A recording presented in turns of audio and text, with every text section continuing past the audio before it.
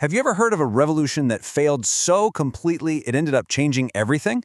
Well, that's the story of 1848. A revolutionary firestorm just swept across Europe.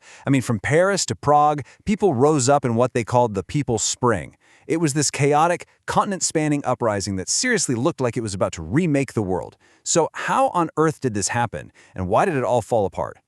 This quote from the guy who would later found Germany, Otto von Bismarck, just nails the central puzzle of 1848. See, on the surface, the revolutions were a total disaster, crushed by the old powers. But Bismarck, he got it. He saw that their failure taught a really powerful lesson that would shape the future, not with votes and constitutions, but with armies and force, with iron and blood. So how did Europe even get to this explosive point? To really understand it, we've got to go back a bit, to right after the defeat of Napoleon, when all the old monarchies tried to stuff the genie of revolution back into the bottle. Okay, so at its core, 19th century Europe was basically this giant tug of war. On one side, you had the conservative order, set up back in 1815. We're talking about guys like Austria's Prince Metternich, and their goal was simple: turn back the clock and stamp out any revolutionary spark. But on the other side, you have these two massive ideas, born from the American and French revolutions, liberalism and nationalism, and they were gaining this unstoppable momentum.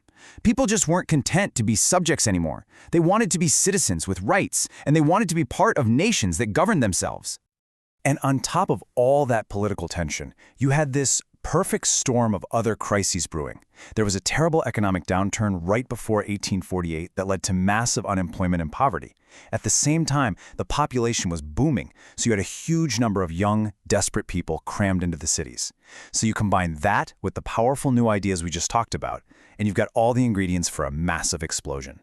And in the first few months of 1848, that powder keg finally blew. The speed at which it all happened, it was just breathtaking.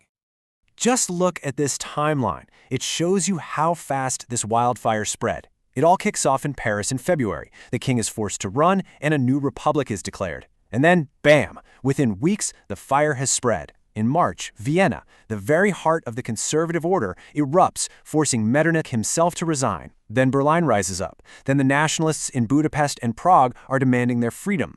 It was like a chain reaction that shook the old order to its absolute core.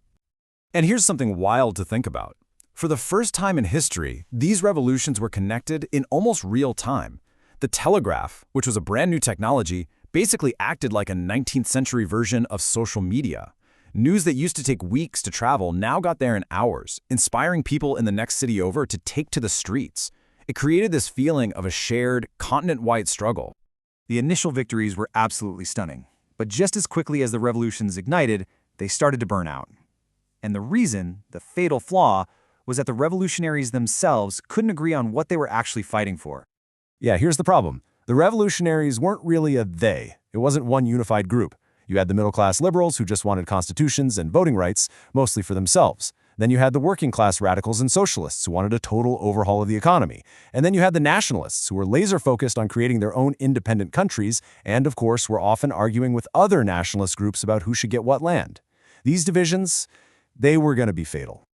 And if you want a perfect and honestly a really brutal example of this division, look no further than the June days in Paris. The new liberal-led government, who had been allies with the working class, literally turned its army on them when their demands for economic reform went too far. It turned into this horrific street battle that left around 1,500 people dead and another 12,000 arrested. That initial revolutionary solidarity had just shattered into bloody conflict. So, while the revolutionaries were busy fighting each other, the old conservative powers, who'd been knocked on their heels, they saw their chance. They regrouped their loyal armies and got ready to unleash the iron and blood that Bismarck would later talk about. Now, the Hungarians put up one of the most organized and successful fights of all the uprisings. This quote from their Declaration of Independence, you can just feel their determination. They weren't just protesting, they were fighting a full-on war for independence against the Austrian Habsburg Empire, which had ruled them for 300 years. But the Austrian Empire had a big, powerful friend in their corner. Russia's Tsar Nicholas I, the ultimate reactionary. He literally saw himself as the policeman of Europe, dedicated to stamping out the disease of revolution wherever it popped up. So as the Austrian emperor was struggling to defeat the Hungarians, he made a pretty desperate call for help. The Austrian emperor formally asked for military aid, And Tsar Nicholas, true to his word, sent a massive army of 80,000 soldiers pouring into Hungary. Caught between the Austrian and the Russian forces, the Hungarian army was just completely overwhelmed. By the end of 1849, the last and strongest flame of the People's Spring had been snuffed out. So, that's it, right? Game over? The monarchies were back on their thrones, and the revolutionaries were either dead, in prison, or in exile.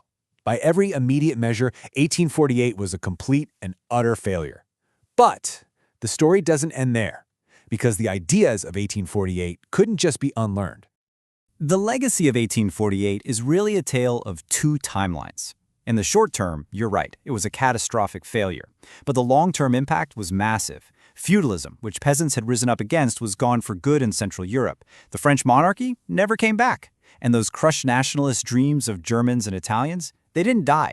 They just set the stage for the unifications of Germany and Italy, which were led by guys like, you guessed it, Bismarck, who had learned from the errors of 1848 that you don't achieve these goals with speeches. You do it with state power and military force. So we're left with this question. The revolutionaries of 1848 were defeated on every single front. Their hopes were crushed, their movements dismantled. But their ideals of constitutions, of civil rights, of the nation-state, those ideals would come to define the next 100 years of European history. They absolutely lost the battle, but you have to wonder, did they ultimately win the war?